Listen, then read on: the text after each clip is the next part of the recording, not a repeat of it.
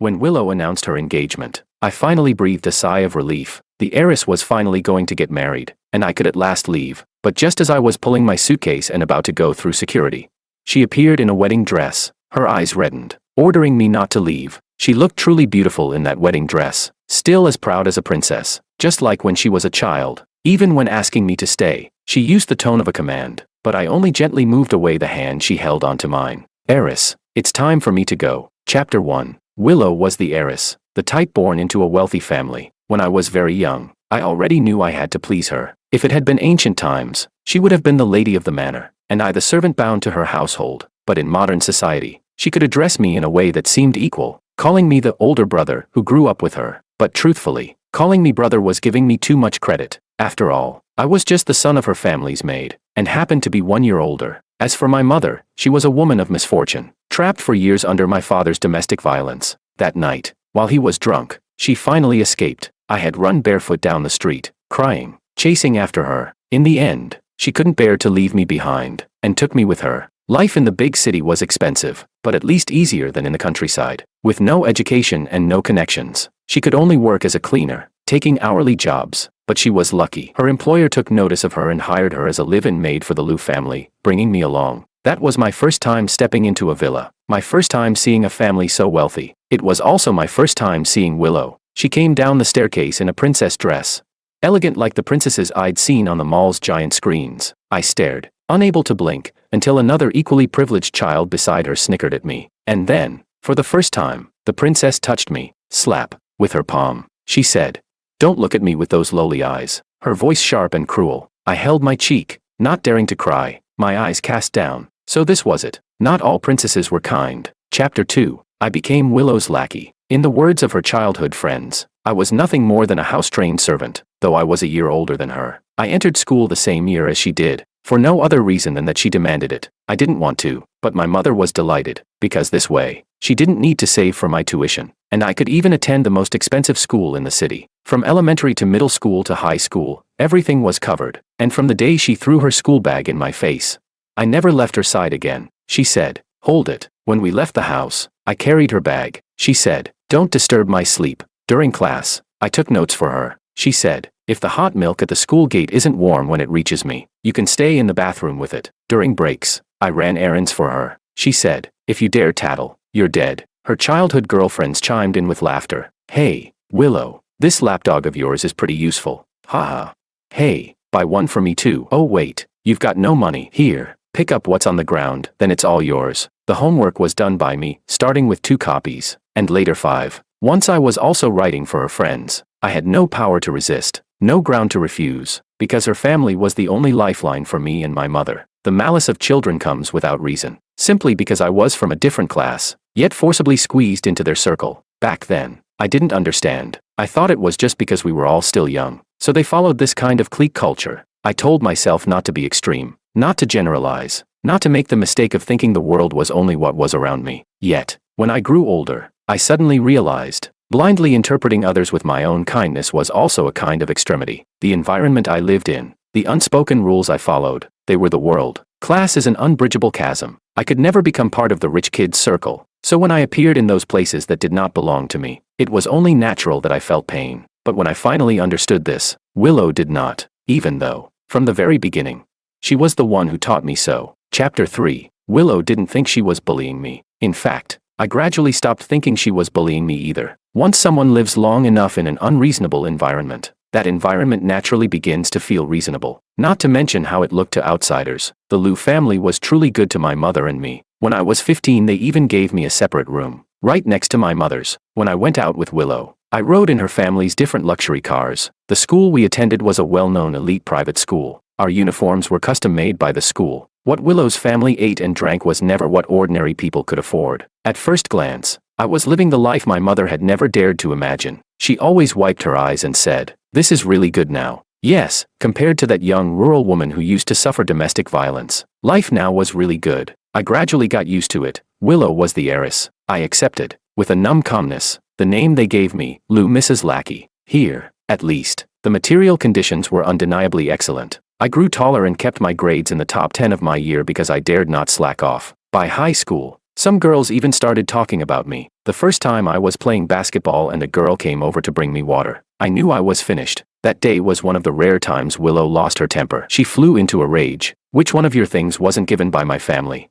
You eat what my family gives and drink what my family gives, so you turn out like that. You're using my family's stuff to pretend to be a rich second-generation kid to pick up girls. What? Are you trying to usurp the nest and turn host into guest? Lowly things are lowly. After all, no matter how much you're raised, an ingrate never gets tamed. You're a parasite, just like your mother. She shouted at me and I didn't even lift my head. I stood there holding her school bag and let her have her outburst. The heiress was undoubtedly elegant and beautiful, even when her mouth spat cruel words and she sounded like a shrew. Her bearing remained that proud, noble princess. But when she started insulting my mother, I looked up and stared at her without expression. Perhaps my behavior offended her. She stopped mid-curse as if suddenly uneasy. She pressed her lips together, a little guilty. But how could that be? Heiress Willow could never be guilty before anyone. She was always right, always above others, always able to keep me beneath her feet. Come to think of it, since the time in 4th grade when I pulled her out of the water, she hadn't stepped on me with her foot for a long time. This was the first, and only, time since then. She stepped on me, ordered her bodyguards to throw me into the basement, and had me locked up for 2 whole days. My mother didn't look for me. She was told I'd gone on a study tour, and she believed it. That day she opened the basement door and looked down at me from above. I had been cooped up for 2 days. My whole body reeked, and I was covered with the bruises left from when her bodyguards had disciplined me, miserable and disheveled. She still looked like a princess, a pretty white dress, a crystal hairpin, peachy pink lip gloss. Those beautiful almond-shaped eyes looked at me with only contempt as she asked if I knew what I'd done wrong. I didn't know what I had done wrong, but I obediently admitted it. She was satisfied and let me go, telling me to hurry and wash. You stink. Behind her, her childhood friends watched me with eyes full of disgust, their contempt barely hidden. Chapter 4. It wasn't hard to notice that Makoto liked Willow. Plenty of people liked her, after all. She was beautiful and came from a good family. Her arrogance was only aimed at me. In her own circle, she was practically the embodiment of truth, goodness, and beauty. After all, how many heiresses would lower themselves to call the maid's son brother, share food and drink, spend money and effort on him, and even bring him along everywhere? To them, she was nothing short of an angel. Yes, many people liked Willow, and Makoto was the one most suited to the saying, the pavilion closest to the water gets the moon first. Of course, they never counted me in. What was I, after all? Say that Willow liked me. That was nothing but the heiress's possessiveness at work. She would get angry even if I passed an exam paper to the student behind me, let alone if someone tried to lower her place in my order of priorities, though I hated to admit it. In my short life so far, Willow ranked first, right after my mother. I couldn't blame my mother, and I couldn't blame Willow. The only one to blame was myself. I was the one who insisted on following my mother when she escaped. I was the one who appeared in front of Willow when I shouldn't have. She happened to need a lackey to order around, and I happened to be there. Everything was just so coincidental. Makoto mocked me. You're overestimating yourself, a toad dreaming of eating swan meat. Don't you dare harbor any foolish fantasies.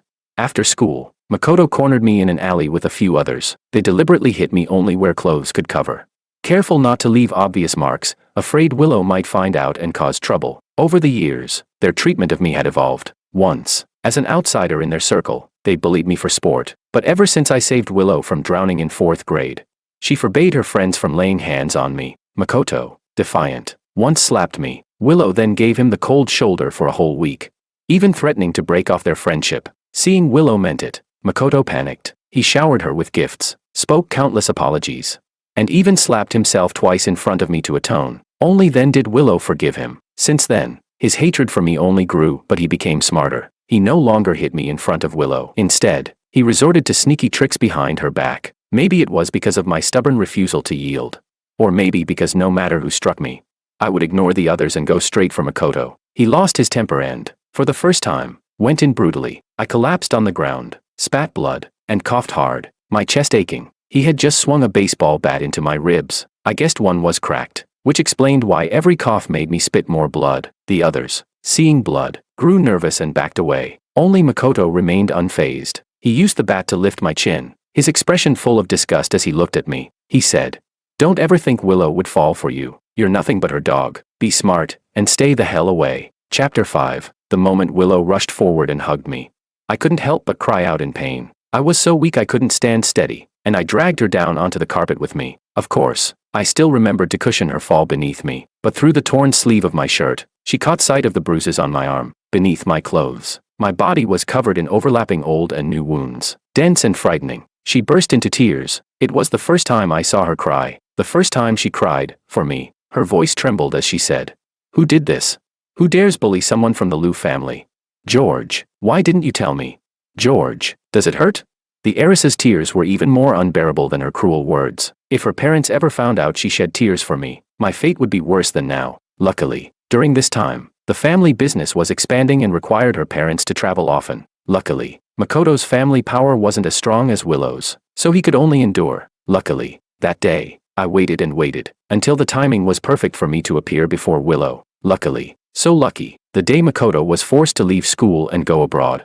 Willow didn't even glance back at him once, but I did. Across the crowd, I looked at him calmly, lips curving up at just the right moment. His eyes went bloodshot with rage, unwillingness, and disgust, all twisting his face into something revolting. I only lifted Willow's school bag off her shoulder in silence. From afar, it looked as if I had my arm draped around her. Fallen leaves drop soundlessly beneath a great tree, decaying into the soil as nourishment. In a twisted environment, sickly vines grow unchecked. Chapter 6. Makoto was gone, and it was as if I was the one walking side by side with Willow. But the heiress could never be with the maid's son. She herself could never accept something so filthy. She was just used to me being by her side. Beneath the blazing sun, Willow tossed aside the freshly squeezed juice her parents had prepared for her, dropping it into the trash with disdain. Girls at this age are rebellious, as if their bodies no longer fit their own shells. Like fledglings desperate to break through their shells, the endless instructions of their parents grow loathsome, while hidden controls seep into every aspect of life, making them yearn to shatter the rules. So they begin testing boundaries in places out of their parents' sight, rebelling from the smallest and most trivial of things. I sat beside her, twisting open a bottle of cheap sparkling water. The moment I opened it, she snatched it away. With a haughty little hum, she said, "If I want to drink it, I'll drink it." She tipped her head back and gulped it down, her lips leaving a mark on the bottle's rim. Silently, I wiped the drops of water from the corner of her lips with my school uniform sleeve, as though I were handling something fragile. Willow lifted her chin and turned her head away indifferently, but through the veil of her hair, I caught sight of the faint blush at the tips of her ears. After school, a sudden storm hit. The driver was waiting at the school gate. I tilted the umbrella toward her and followed closely behind, half my body drenched in the downpour. Her shoes splashed water with each step on the flooded ground. I frowned, thinking that this pair of white shoes would probably be discarded again tonight. After all, the heiress hated dirty things most of all. But the very next second, a sweet fragrance drifted toward me. Willow turned toward me, tugged on my collar, pulling me so close the umbrella handle pressed against her chest and left a red mark. She said, "Stand closer. If you catch a cold, who's going to do my homework?" Through the raindrops spinning off the umbrella's edge, I secretly traced the hollow of her collarbone with my side gaze. Willow was beautiful, and her family was powerful. Many people liked her, and Willow knew this well. As if responding to everyone's expectations, she would sometimes show a hint of tenderness in return. Willow loved the feeling of being admired, being liked, so I had to like her too, chase her too. I couldn't be the exception, but unlike the others, I had stopped dreaming long ago. I no longer dreamed of my father's fists, nor did I dream of a bright future. I only knew clearly what I had to do to make Willow like me as well. It was selfish, calculated. I merely used my feelings for her. I knew this hazy, youthful affection wouldn't last long, because I could be the playmate she practiced house games with, the doting boyfriend she rehearsed with, the servant of a noble heiress, obeying her every command. But that was only a side note. It could never be the main theme of her life. I was not worthy of shaping Willow's future. So when Willow's father, who rarely spoke to me, appeared before me, I knew my time was up. The acceptance letter I had dreamed of was placed in front of me. Mr. Liu said, "Thank you for taking care of her all these years." He continued, "Willow is a flower raised in a greenhouse, naive, willful, reckless." The next second, he handed me another letter. "You see, she's even received her admission to Cambridge." He chuckled softly then, as though recalling something amusing. Wearing expensive loungewear, seated properly in the family's tea room. Even in the casual act of brewing tea, his presence carried a cold, commanding aura. Yet wrapped beneath the shell of a loving father, it appeared courteous and refined. He went on. "She told me she didn't want it. She said she didn't want to go abroad. She wanted to attend the same university as you." He set the teacup steadily before me, while secretly I clenched my palms tight. He said, "You're a good kid." He savored a sip of tea. The liquid was amber. Golden ripples reflected at the bottom of the white porcelain cup. Then he said, "There are some truths you should already understand." Of course, I understood. The moment I walked out of the tea room with that acceptance letter in hand, I finally let out a breath of relief. Those glaring words on the page, at last, they meant I could leave the Liu family. Chapter 7. Willow was furious when the ink on the Cambridge acceptance letter blurred under the sweat on my fingertips. She suddenly slapped the envelope across my face. She shouted, "Get it away. Didn't I tell you to get it away? Can't you understand?" The parchment tore against my cheekbone, like the class divide between us that could never be crossed. I picked up the shredded pieces and said calmly. The housekeeping lady said, "The gilded paper should be recycled." She stepped on the back of my hand without mercy and said, "Garbage belongs in the trash." I remained silent. She was the one having a tantrum, yet she was also the one crying. I sighed and patted her head. "Study well," I told her. The next second she lunged like a projectile and buried herself in my arms. She hugged me tightly, choking on her words, "I hate you." Her breath fell against my chest, hot enough to scorch the beating thing inside me. She said, "Don't ever show up in front of me again." The air still carried the cloying scent of roses from her clothes. The door, however, had long since been pushed wide open. I picked up the gilded scraps the housekeeping lady had said to recycle. Even if it was trash, it had to be sorted properly. The day I packed up to go to university, my mother cried. She said she never imagined the day would really come. I wiped her tears with a tissue and told her things would get better. At university there was no Willow. There was none of her circle. I reclaimed my name, George. Work-study life was harder than before. I held 3 jobs, tutoring, a cafe, translation. Because of following Willow years ago, my English and French were decent enough. I didn't dare slack in my studies. Scholarship money each year helped a lot. Sometimes I was so tired I'd nearly doze off while showering. My roommates were good people. Each of them wanted to be everyone's dad, but they also did fatherly things, saving my seat, reporting for me, taking notes, and dragging me back into bed when I fell asleep standing up. At first it was unbearably hard. One night when I was out for a run and looked up at the stars, I thought of Willow for the first time in a long while. She always seemed to glitter like the sky, eternal, above me. Looking down, I could never reach her, yet she could shine on me. But I knew this was not love. Chapter 8. The first year I returned to the Liu household, I saw Willow Liu again. After all, it was the Lunar New Year. She had taken leave to fly back from England. The whole Liu family was lively. This year their business had expanded yet again. Or rather, it was no longer just a company, but a full-fledged conglomerate. And with her came Makoto. Truly, it had been a long time since I'd seen him. But this time, I was looking down at him, only because I was standing on a stepladder, pasting Spring Festival couplets for the Liu family. Everyone in the Liu household, except Willow, placed great importance on Chinese traditions. After finishing the couplets, I glanced at my fingers, stained red by the ink. Looking down, I saw Willow, arm in arm with Makoto, right beneath me. Willow didn't look at me, but Makoto did. Those eyes, always filled with disgust, now glimmered with pride and mockery. I rubbed my stained fingers without responding. Only after they had gone inside did I climb down the ladder and return to my own room. I hadn't forgotten Willow's words. Don't ever show up in front of me again. Keeping promises was one of my few virtues. That night, after applying a medicated patch to ease my mother's back pain, I went back to my room. A familiar rose scent hung heavily in the air, her soft body pressed against my back. I hadn't turned on the light, and neither had she. She wasn't even wearing shoes. The pair of leather wool slippers sat neatly at my bedside. I patted her hand, signaling for her to let go. Then I walked over, picked up the slippers, and guided her to sit on the chair. I helped her slip them on. I said, "They're cold." But she deliberately lifted her leg and kicked them off again. Her pale calf slid out from beneath her satin nightdress, stretching out before me, whiter than the snowy New Year's Eve landscape outside. I bypassed her leg, retrieved the slipper, and placed it back on her foot. When she tried to kick it off again, I pressed it gently to the floor. I said, "Go back." The room was dim, lit only by faint light spilling through the window. I couldn't see her face, only hear her breathing turn uneven. She said, "Don't regret this." She stood, her head only reaching my collarbone, her figure slimmer than before. It seemed English food hadn't suited her taste. She waited a moment, but I still said nothing. The sound of those soft, expensive leather slippers stomping across my floor was deafening. The door slammed shut. Soon after, I heard a maid's voice in the hallway. "Ah, Heiress, why are you crying? Get out." I still didn't turn on the light, my lungs filled with nothing but the scent of roses. Mistakes can be corrected, wounds may heal with time, but could sincerity and obsession, feelings nearly equal to love, truly erase everything?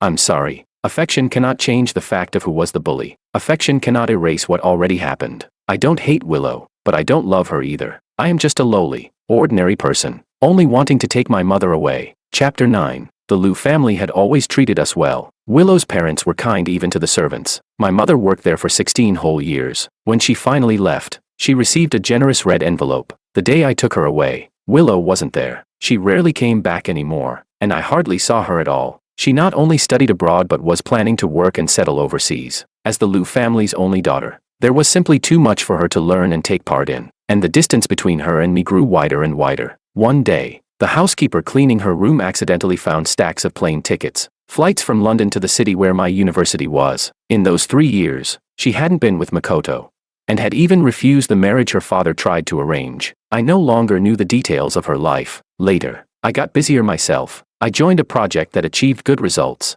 and my professor asked if I wanted to pursue graduate study directly. From that day on, I cut back on part-time jobs. Life became hectic. My mother followed me to this new city. At first, she often said she wasn't used to it, that she missed the Liu household, but eventually she made new friends, and her days became full of warmth and flavor. One late night, on a road littered with fallen plane tree leaves, I saw Willow again. She looked exhausted. Silver high heels glimmered coldly in the moonlight, just like the chill on her face, both cold and expensive. The smell of alcohol lingered on her, but her expression was blank. She leaned against a tree, watching the leaves fall. Her breath turned to white mist in the midnight air. The red headlights of a Ferrari cut through the fog, softening even the ivory trench coat she wore. She had turned from a bright, fiery red rose in the sun into a damp white rose in the mist. That night, my mother had gone on a sunset group tour with her friends, so Willow lay on my bed and slept through the night. The next morning, I cooked millet and yam porridge for her. She drank it silently and left without saying a word. Later, I learned from the news, Willow's father had brought home his illegitimate son. Of course, Mr. Liu was a shrewd businessman.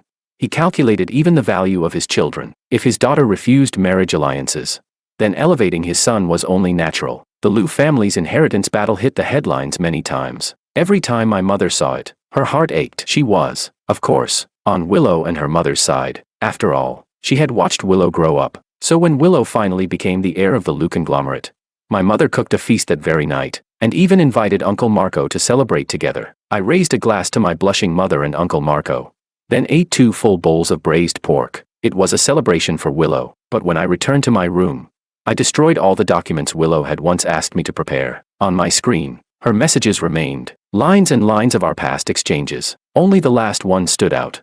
Sent just 30 minutes before, I won. Don't you have anything to say to me?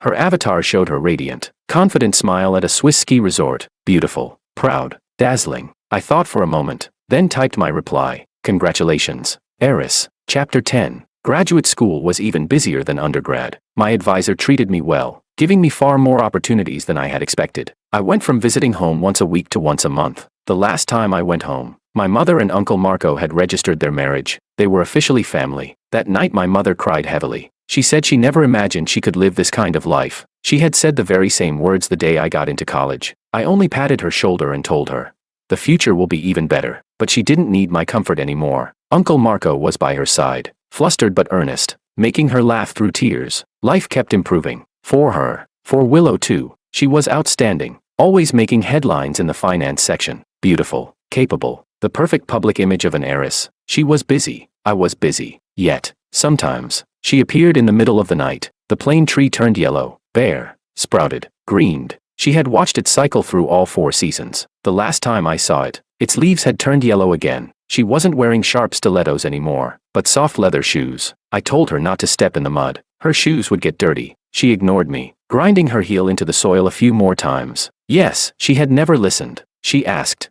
graduated. Her voice was colder than before. I nodded calmly. I pulled out a wet tissue, planning to clean the dirt off her shoes. She asked, then are you coming with me? The damp paper chilled my fingers as I crouched to wipe her shoes. I'm going to England, I said, for my PhD. Her relaxed legs stiffened suddenly, making the shoe bulge awkwardly. She pressed her lips together. Already arranged. I nodded again. Got the offer. She gave what seemed like a bitter laugh, her radiant, bold face staring straight at me. After a pause, she said, I'm getting engaged next week. My hand froze. I clenched the dirty tissue tightly, then looked up. Congratulations. Her amber eyes locked onto me, and again she asked the same question. Drawing in a breath, she pressed, don't you have anything else to say to me? I folded the wet tissue in half, thought for a moment, then said flatly, I wish you happiness. That day, Willow lost her temper. For the first time since 4th grade, she slapped me. The mark on my face was obvious. My seniors laughed it off as if it were a joke, teasing lightly that I must have been punished by my wife the night before, as if being slapped by one's wife was some kind of blessing. Only one junior sister grew indignant. shouting that she should call the police. The headlines were full of the Lou heiress's engagement to the heir of the Bai family in City C. That night, my mother cooked braised pork again to celebrate. I didn't go home. I didn't eat it. On the screen, they looked like a perfect match. By late August, I was pulling my suitcase toward airport security. The screen displayed Willow in her luxurious engagement dress. Beautiful. Its design almost like a wedding gown. She and her fiancé looked like a perfect couple. I thought, if I had the chance, I'd like to see it in person. She must look stunning. The next moment, my wish was granted without warning. She appeared before me in a wedding dress. Eyes reddened. George, I order you, don't go. She was so beautiful in that gown. Still as proud as the princess she had been in childhood. Even now, wanting me to stay, she used the voice of command, but I only pried her hand gently off mine. I wiped the tears from her carefully done makeup and handed her steadily to the bodyguards who had caught up. She bit her lip. Don't you have anything to say to me? Fine, if you won't, I will. George, I sighed, cutting her off. Heiress Willow, it's time for me to go. That was the last time I ever saw her in real life. She was still as beautiful as a princess. The tears didn't mar her flawless makeup. Her high heels clicked as she walked away. Graceful and noble. In this lifetime, she would always be out of my reach. Chapter 11. I didn't return to my country. I stayed in England. When my mother and Uncle Marco came to visit me, she said with delight, I never thought I'd have the chance to go abroad in my lifetime. I smiled and poured her a cup of tea. I had told her before, life would keep getting better. Cookies are ready. Anna brought out a tray of freshly baked biscuits. The rich aroma and crisp taste left my mother and Uncle Marco full of praise. Anna was the junior who once shouted about calling the police. She never did, but she reported things to the school. She came to England to study abroad, and stayed. She even stayed by my side. We got married at the start of the year and settled in England. I never saw the heiress again, but the smart home brand often used in our house was founded by the Lou family. Sometimes I would catch glimpses of her in the news. She was formidable, making international headlines. Still bold, confident, and beautiful, yet even more captivating than before. 2 years after her engagement, she broke it off. Her new brand launched in City C. The Bai family expanded their market in the mainland. Even now, suitors surrounded her, but an heiress would always be the one choosing others, never the other way around. On my wedding day, an anonymous gift appeared at our table. When I opened it, I found a scarf. Its pattern was plain leaves, and it carried the lingering scent of roses. I never wore it. Anna put it away in our wardrobe. She knew of the heiress, through my stories and the things she had seen herself. But she understood well, those were stories of the past. The scarf remained in the closet ever since. Later, Willow even had Makoto apologize to me. Once, in her anger, she asked if I wanted her to apologize. But no, that wasn't what I needed. There's a saying, an apology is nothing more than a rehash of harm for the victim. A hypocritical phrase from the perpetrator, expecting forgiveness. In some sense, I gained far more benefits than the harm I endured. So I refused to cast myself as a victim. But that doesn't mean they weren't perpetrators. She once said, I won't let them bully you again. But she forgot. She never had the right to let others bully me in the first place. I don't hate the heiress. I don't hate the Lou family. I don't hate Makoto. But I simply cannot love her. In the end, I love myself more, and the better life ahead.